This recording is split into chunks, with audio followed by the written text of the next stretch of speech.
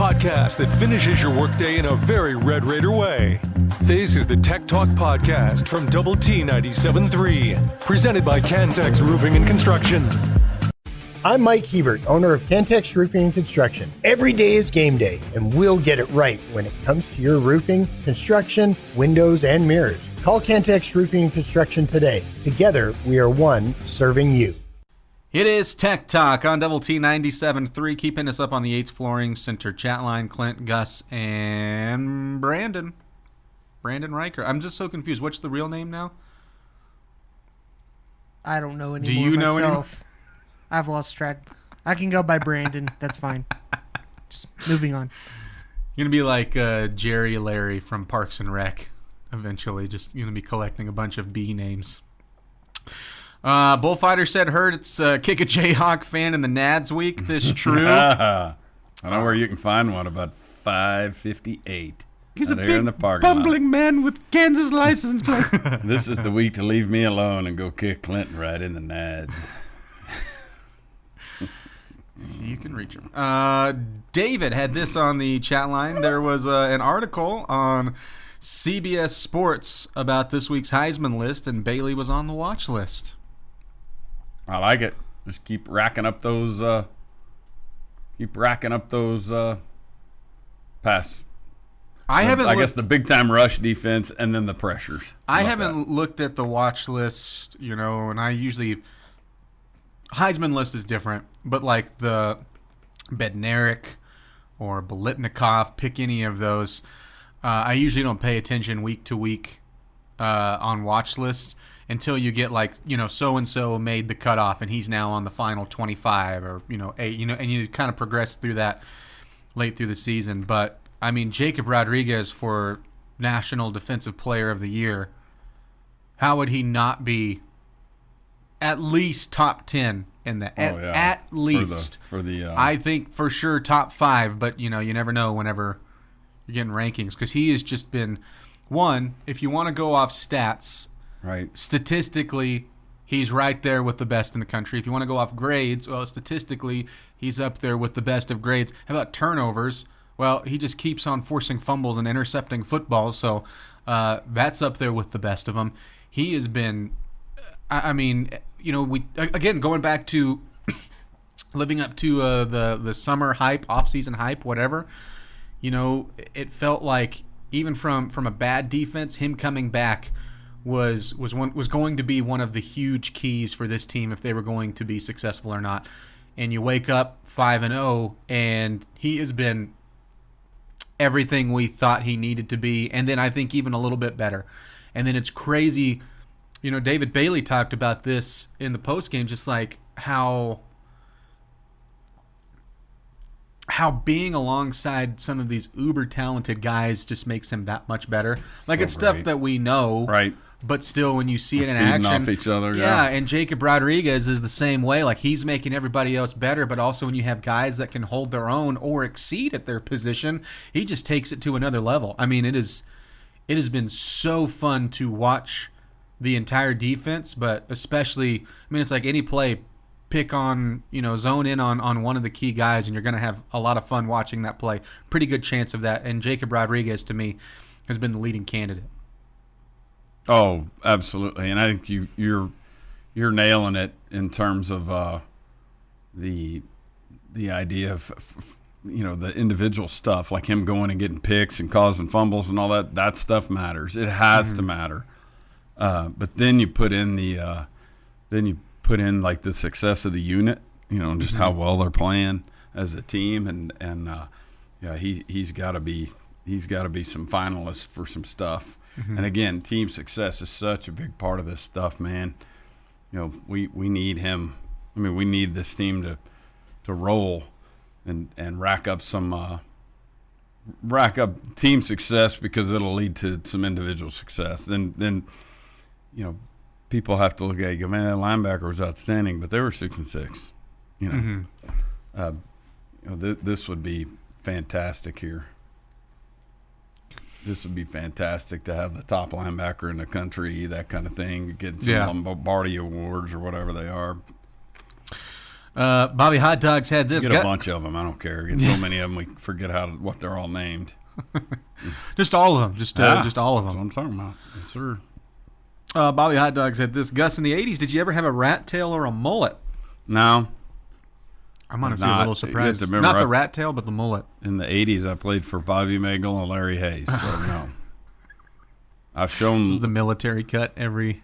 Well, yeah, Coach Magel was pretty strict about it. Coach Hayes wasn't as defined, but if he said, "Hey, Gus, you need a haircut," yes, sir. I know, there won't be any. I'll look into it. Yes, sir. I'll tell my mom. I'll tell my mom to make an appointment. Yeah. Well, Coach Hayes would have been in college, so it probably wasn't a tell my mom type situation there. Yeah. I think, I didn't. Mine would have had to come in the early 90s. I've shown you the closest thing I had is some flowing locks and wasn't really a mullet, but yeah, a little longer in the back.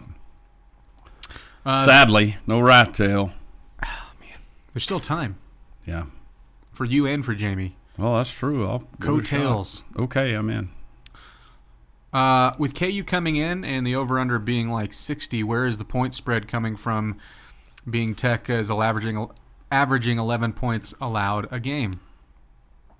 I think part of that is I do think that this unit has the chance to be the best offense you'll see in the Big 12.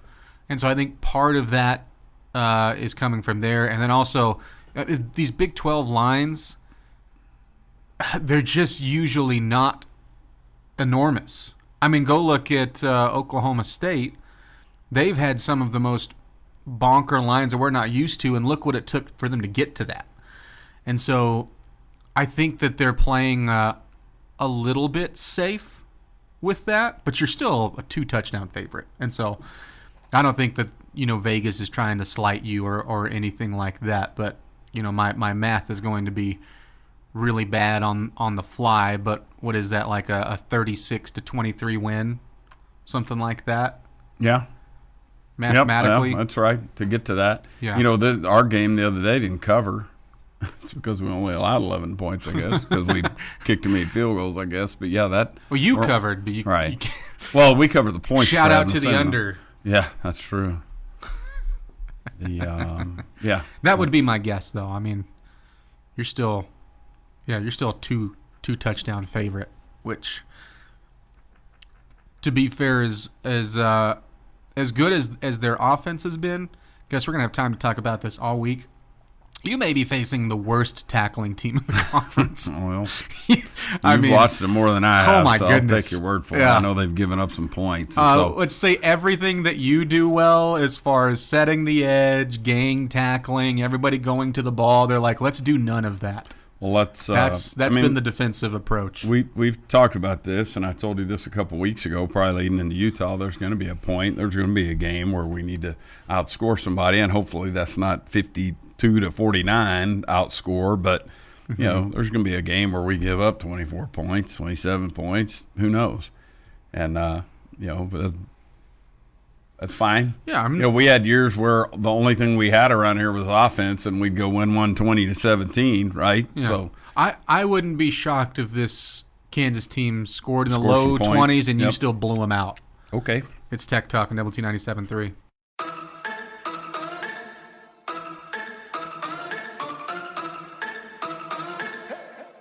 The podcast that finishes your workday in a very Red Raider way. This is the Tech Talk Podcast from Double T 97.3, presented by Cantex Roofing and Construction. It is Tech Talk on Double T 97.3, DoubleTSportsNetwork.com, and the Double T 97.3 mobile app, brought to you by Happy State Bank. Clint, Gus, and Brennan. We'll go up to 6 o'clock. Kansas City at Jacksonville tonight, Monday Night Football. We'll be right here on Double T 97.3 after we're done. 6 o'clock, 100.7 the score. Randy Rosetta. It is the High School Fan Zone, Estacado Memorial, and Liberty tonight. We got this thought. This is an interesting question. All right. I'm ready. Hey, guys. Micah Hudson has been overshadowed by so many great things this year. He isn't making a noticeable impact. I thought maybe they were redshirting him, but then he returned kicks versus Houston. Did he play against Utah? I can't remember. I don't understand why you blow another year for bad kick returns. Is Joey just that confident in the 5 for 5 that he keeps talking about?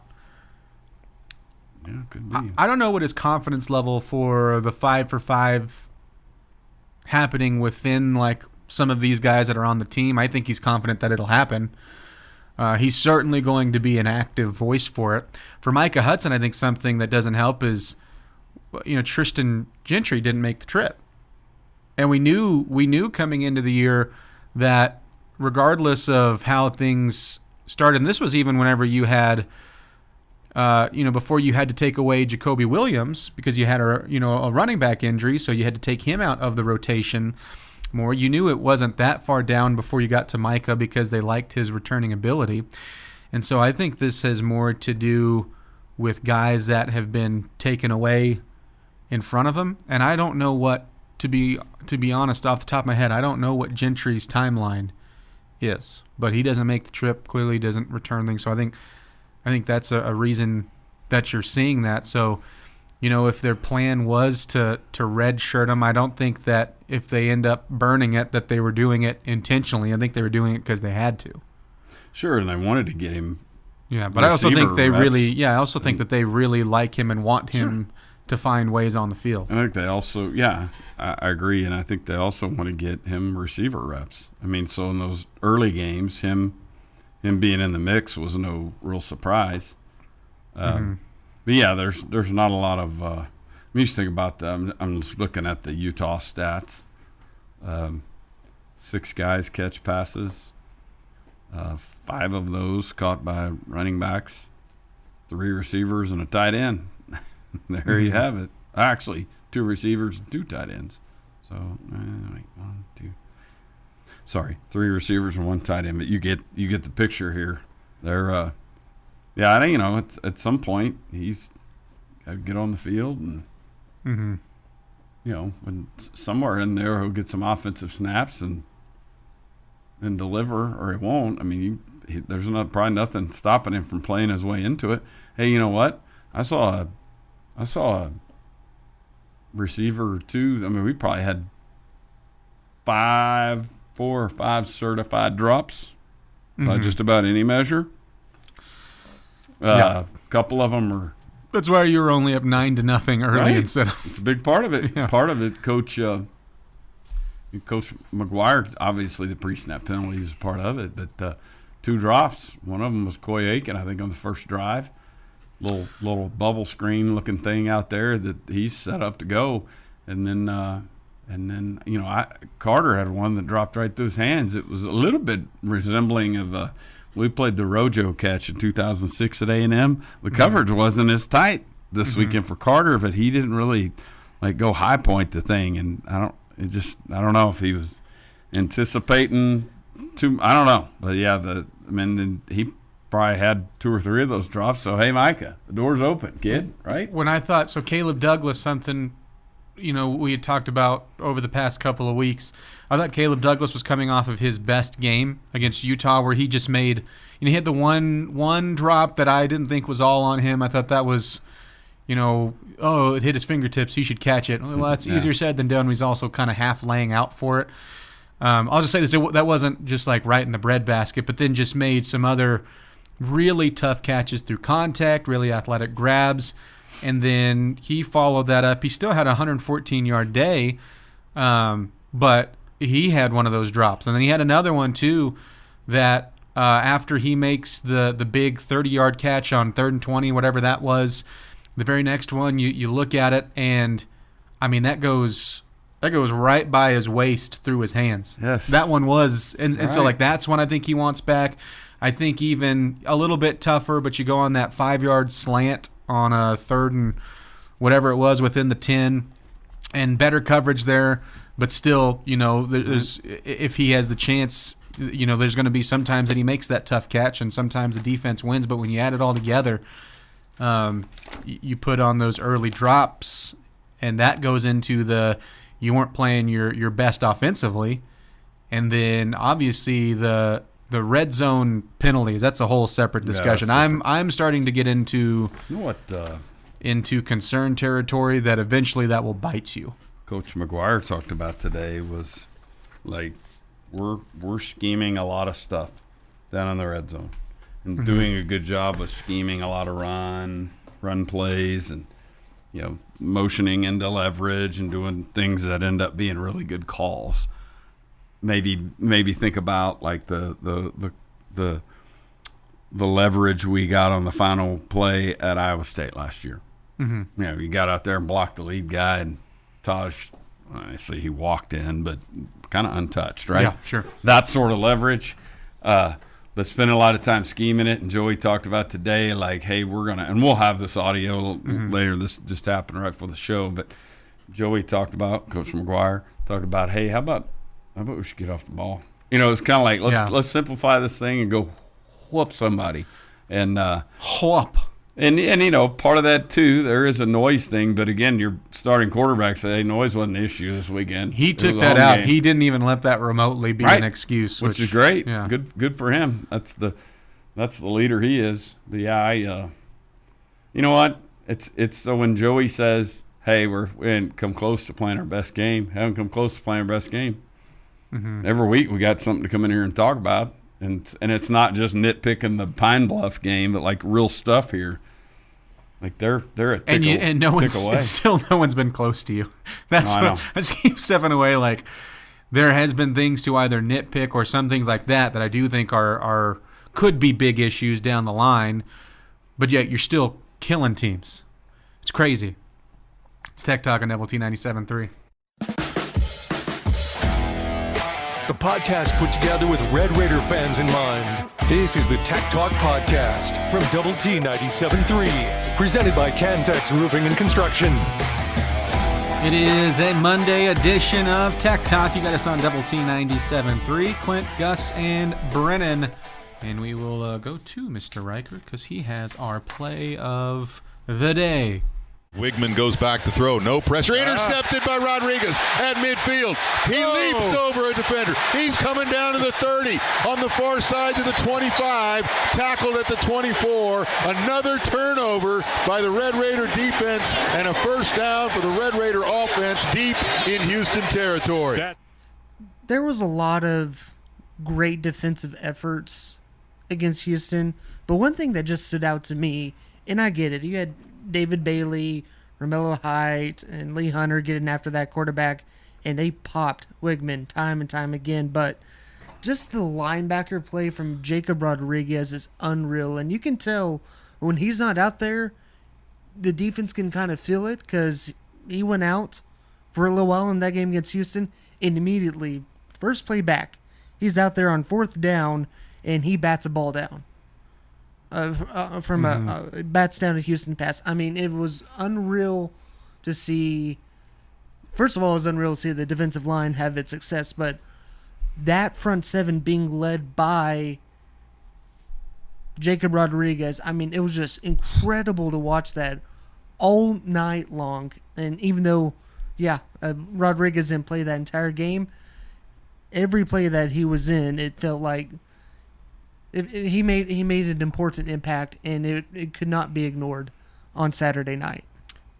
I wonder if Houston fans, even the ones that really believed, hey, this is going to be our first ranked win, we're going to 5-0, the blue out is going to rock them, because there were those fans. And again, I would want our fan base to have the same ones if we were 4-0. Like if the roles were reversed and we were facing 11th ranked 4-0 and felt like we were getting no respect at home, I would hope your fan base was, We've been there. Yeah, sure. We've been there. Yeah. And anyways, if I wonder if those fans, on the first play that they ran offensively, yes, it winds up as a turnover, but even past that, whenever you first snap have a guy in Wigman's face and another guy crashing around the outside, making that an impossible throw that's supposed to be a quick one in the flat, to avoid pressure, if they went, oh no.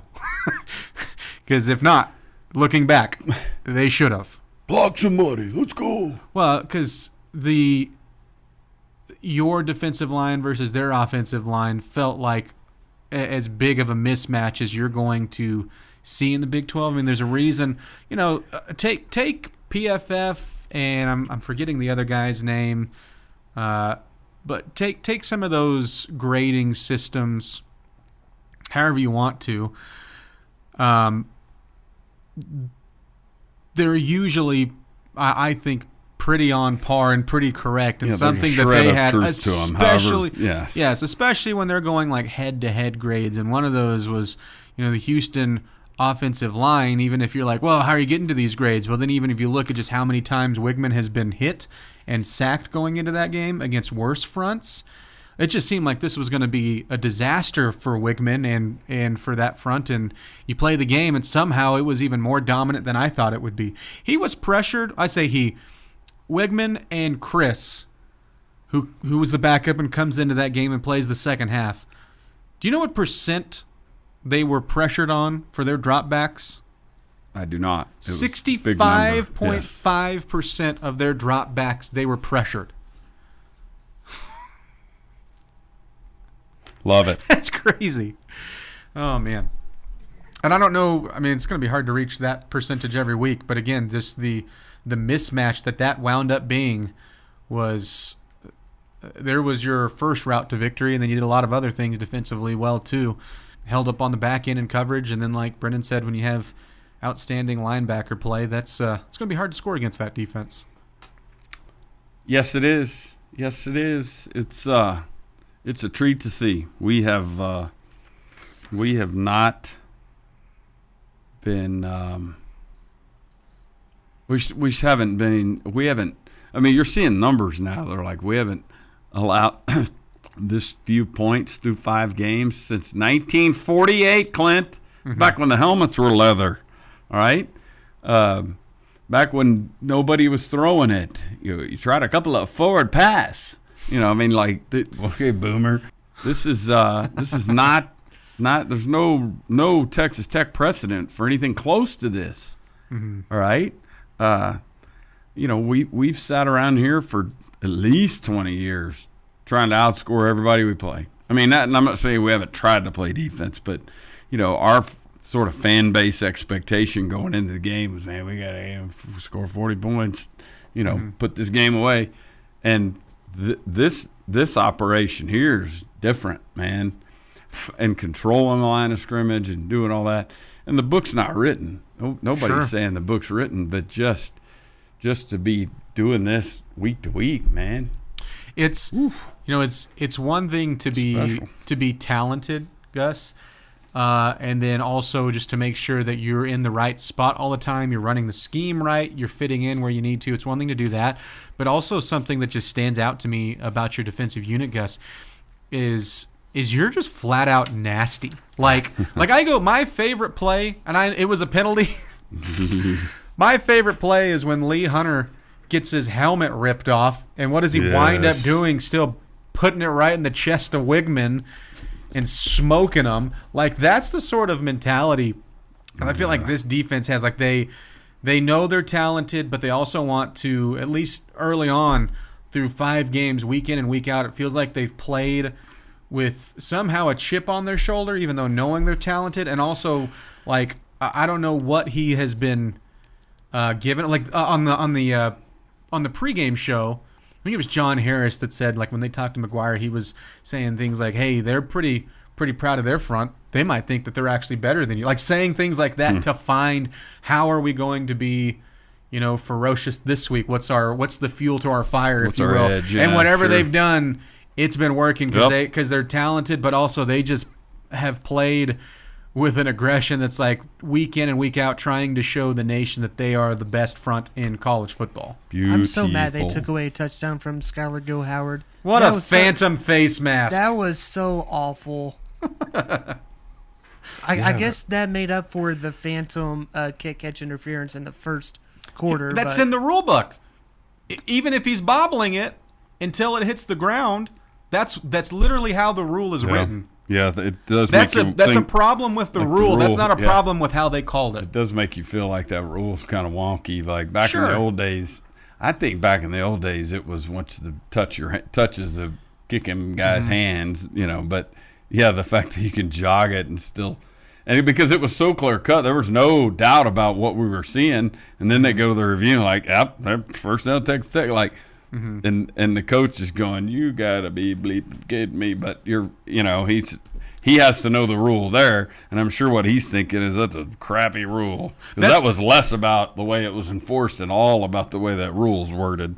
The fact that you can juggle that thing and not get touched. And I don't know how you fix that, because if you flip, if the roles were reversed, I would have been livid, right? Gosh, but that's the way that the rule's written. Right. Yeah, and that's the key. That's the key thing that a good broadcast, that type of thing, will bring it out. Like, hey, this play was called. It was officiated right. Here's the rule. We didn't write the rule, so you can yell at that guy down there in the white hat, or yell at a wall. That's right. Even if you got that, you weren't scoring any more points. Yell into your beer can. Yeah. Listen to it echo.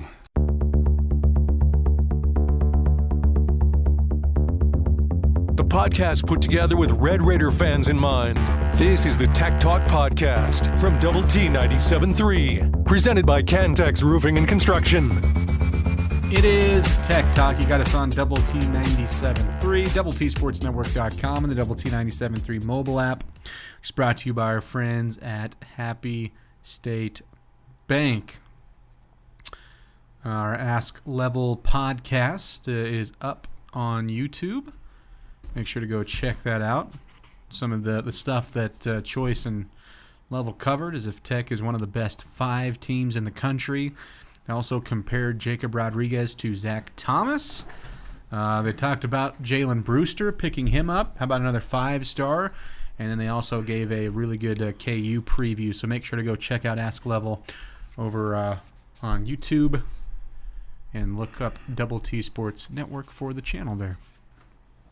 You can hit us up on the Yates Flooring Center chat line. You can also call us on the Visual Edge IT hotline, 806-771-0973. Old Razzle Dazzle had this thought: I had the opportunity to cheat right there again, but I took the high road. Gus Brennan, low road. Yeah, I didn't cheat. It's not my fault that I already heard about it. I usually just answer Ontario, but I think Brennan had insider info there. Shame. Clint needs to be better about not lining up his stories with Choice's stories. Well, that's just true in life in general. Yeah. For James Franklin, Sooner in Lubbock said, yeah, his seat might be a little warm. It really feels that way. I mean, if they had, I don't know, if I said a quote-unquote average season the rest of the way out, I'm curious what those conversations are like. What are our chances of winning our homecoming game this weekend? We don't play well on our homecoming games. Do you think this team is better than other Tech teams? They've been better so far in things that, if you look at the things, Gus, that under, at least just under Joey McGuire, what are some of the stigmas? Like, you don't always, play well on the road. 2-0 on the road. You don't always play well after a bye week. You just crushed Houston after a bye week. So, those, kind of stigma type things, we don't play well on homecoming. Well, yeah, this team has been different from, I just don't think we should compare it to older Tech teams, just even the ones in recent memory, because it's a different way of how you put it together. And not just the money you spend. It's a different way of getting guys that were former captains on their teams, guys that were top of the transfer portal and also good chemistry guys. And then you also built it up with some leaders that are homegrown. And so, I just don't think we should compare this team to older ones. It probably doesn't really track, does it? Let's see. The Red Raiders 23-2 all time against the Jayhawks. Clint 11-1 and games played in Lubbock. Clint, in games played in Lubbock, do you remember the one loss? You were but a wee little feller. I don't know. I don't remember. I'm sure it was on our TV. It was a. I don't remember. I don't. It was a homecoming game in 2001. Clint. B.J. Simmons. Yeah. Who will be inducted in the Texas Tech Athletic Hall of Fame, was subbing in for an injured Cliff Kingsbury, and BJ threw an interception. I think Kansas kicked a field goal in their possession, and then Simmons threw a pick. Yeah, I was 8 years old, and so I know that was on. I'm sure I was running around the room pretending to do the exact same plays I was watching on TV as my dad was like, get out of the way of the screen. Right. Saying things like, you're a great window, and catchphrases like that, This bullfighter says, are we sure it's not Brian Riker? Benny Riker. Sooner and Lubbock asked, is Tech wearing those black throwback unis this week? Yes. This is that 100-year anniversary. Yes, indeed. And they are sweet. Announced you before missed the season. You missed a great back in time on Friday. I mean, we got the first game played back in 1925. Good one. Yep. And this was the... Jeff highlights of it. Do you have any audio of that? No, I didn't have any audio. Yeah, the 0-0 tie versus McMurray. Yeah. And the questionable call at the end says the time ran out. Turns out he wanted to coach the team. That's what the... Here's the snap. Smitherman pounds into the line. 2nd and 9. Oh, his leather helmet fell off. He's going to have to run to the sidelines. Oh, wait. He wasn't wearing a leather helmet. This on the chat line. Behren Morton was 28 of 40. How many drops out of those 12? During the game on Twitter and after, people were calling for his job. What do they want? Your guys' thoughts. Yeah, there was, I think,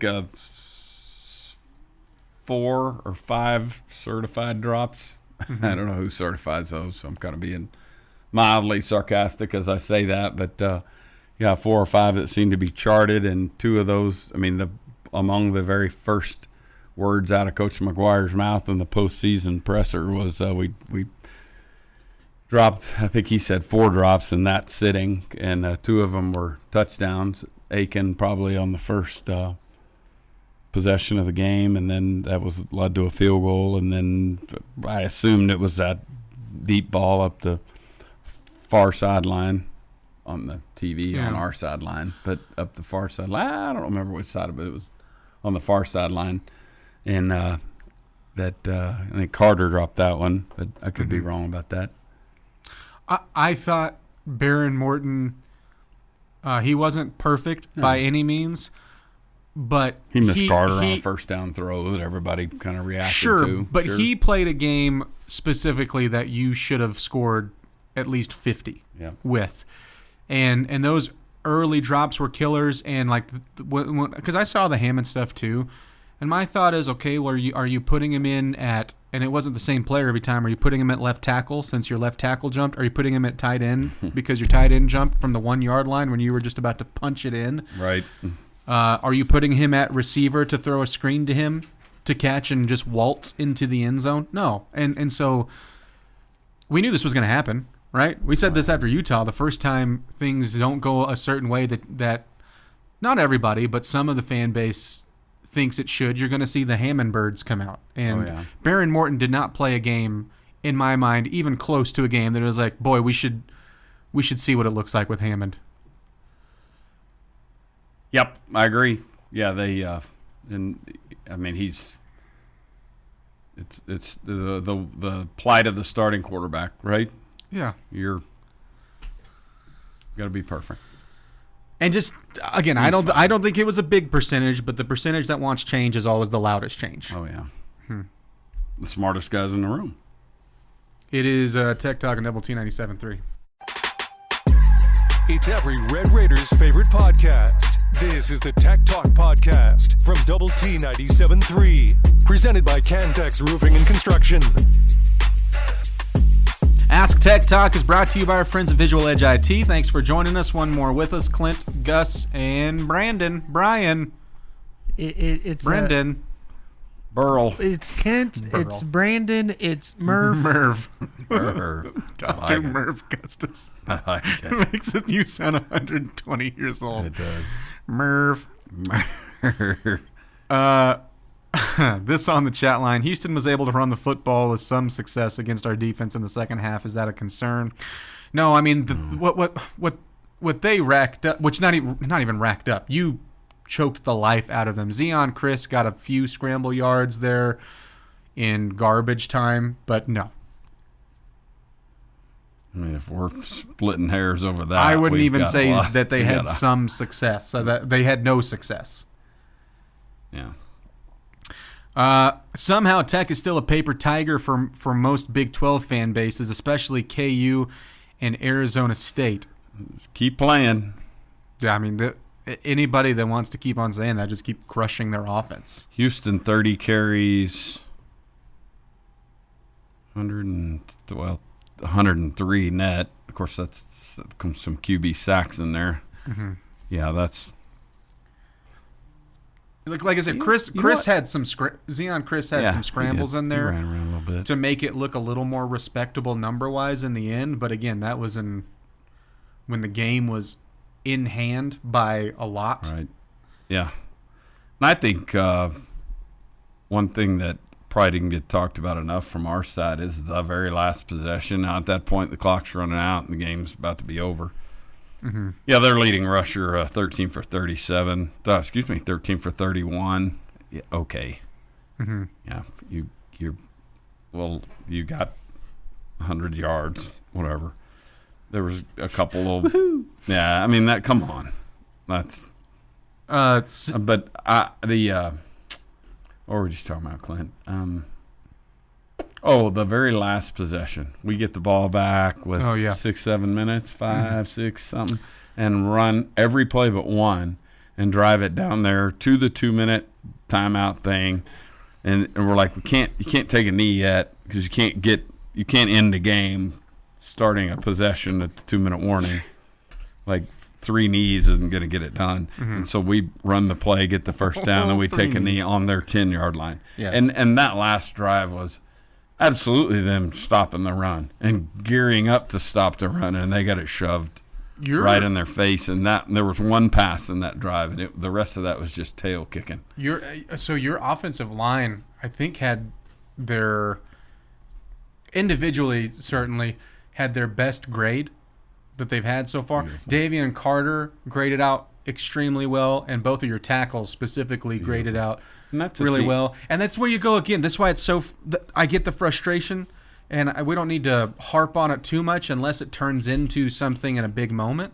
But that's where you go, like, there's no way if you just don't have some of those false starts, if you don't have some of those they weren't going to stop you from a yard out. They didn't all night. And that's against, I think, a very respectable front. And I'm going to say respectable because I think Allen and Walls could be really good. It'll be interesting to see how they move on now that they're going to get into some better opponents in Big 12 play. And I think that secondary is going to cause a lot of fits for a lot of teams. And that's what you have to give them a little bit of credit when they stopped you in the red zone, because that's still their job to do that too. Yep. But when you do things that don't help yourself, like you did early in the first quarter, that's the difference between 3 and 7, right? Yep, I agree. And think about this. We've had 2 running backs go for 100 yards receiving now, right? Mm-hmm. Williams did it, and then Dickey did it. No, that's not right. I'm sorry. I'll take that back. Just good to see, man. Good to see. Like that play and the throw wasn't much. It was just a little, but that was a nice little touch throw by Morton on that 69er touch, and it's a blitz beater. Like they're here. They're coming. They've got numbers. They're bringing the heat, and he lets Dickey clear the line, puts that little flip out there, and it is a wide open pasture. And I was surprised at Dickey's straightaway speed, like running away from some dudes. I was too, and he runs just. I don't know how to describe it, but I texted Bro. I was like, does Dickey look like he's running fast and slow all at the same time while just running away? I think he's a big dude too. Who had a better top end speed, him or Mac Leftwich on that score? I know, that was funny. We could probably play that audio later this week, but yeah, they asked Leftwich about that. He goes, I ran a 4.6 at my peak speed. Yeah, Cameron Dickey 98 yards, Jacoby Williams 107 yards rushing. That's pretty good. Mm-hmm. Take that. Add those 4 drops to Morton's numbers from the game, and he has an 80% completion rate. 70 still no joke. South Texas Ambassador Preston also said, I can only remember one bad throw by Behren to Terrence Carter on a mesh route. Yeah, and that was like a 3rd and 5 play too, so it probably was a first down. He had a 70% completion percentage against a defense that's probably better than Utah's. I think we need to let the cake bake there. Yeah, I agree. I'm with you. And everybody involved will say, we haven't played our best game yet. And you're like, you know what? Feel free to do that. I mean, going to need to play well this weekend, but feel free to play your best game in Tempe. But some of this stuff this is not stuff that you go, oh, this is a glaring problem. This stuff can get cleaned up. You know, that red zone stuff, when it clicks, they could, Austin had this. Could be salty. No need to empty the bag on offense against Houston or take risks when you could get 3 points, especially when your defense is playing well. I thought Behren played a very mature game. Sure, it's boring, but winning is fun. Yeah, I think that's I do think, because I think Houston dropped into a lot of deep zones and took away a lot of deep throws, and it was a day that required a lot of patience, I think, by Behren and them. One of the moments, and this is where I got just – not with the offense, just to go back to the Hammond Birds, I just saw a quick flux. I think it was the closer field goal that Harrington missed, and Morton just because there was nothing there. Like a 48? No, right? It was one of the. There was a 53 and a. Maybe it was one of the ones Bellin. That's fine. Anyways, it was one of the field goals that you had to settle for that. On a third and medium that Morton couldn't find anything, so he threw it out of the back of the end zone. There was nothing there. And that's when I saw some of the, all right, I've seen enough. Right. I was like, well, that's what you want your quarterback to do in that situation. Right. You're winning the game. The worst thing you can do is force something and see it go the other way and give them some life. I don't want a field goal as much as anybody else, but in that moment, that's what your experienced quarterback, to Austin's text saying that he played a very mature game. I completely agree. He just did what you needed to win. Yeah, when you think about the drives and the plays that weren't made or converted or whatever, that's not one of them. That throw right there is not one that you're like, oh my gosh, a better throw. We got 7 points. Like, that one is not one of them. Mm-hmm. That's, like you said, that's the mature decision, throwing the thing away. By the way, Clint, 7 minutes and 39-second possession to end the game. Mm-hmm. Because that's when you think, we're going to get it. And, if you run through it, get a couple first downs and punt it, and you run some clock, whatever. This is us taking the game and saying, hey, we're done here. And we're going to run it down to your 10-yard line and take a knee. Mm-hmm. Like, we've imposed our will on you in your barn. That crowd went from that's here. Our barn now. Right. That's Gulf Coast Jones. That crowd went from here to gone during that drive, because about each additional first down, you just go, okay, we can go ahead and go and beat the traffic. And by the way, they said the traffic was awful. Multiple people said the traffic was brutal. Shocker, Clint. Lindale Jeff someone said it this morning, with all the pressure on Coach McGuire to win with this loaded roster, you think he's not going to play the quarterback he thinks gives him the best chance to win? Right. Yeah, this is not doing this to be friends with somebody. Chiefs or Jaguars? It's the Chiefs, Clint. Chiefs. All right, the dreaded everyone's picking the Chiefs on the bottom of the screen logo. Enjoy Monday Night Football here on Double T 97.3. We'll see you tomorrow. It's been Tech Talk on Double T 97.3. This has been the Tech Talk Podcast, presented by Cantex Roofing and Construction. Check out our library of Double T 97.3 podcasts at doublet97.3.com.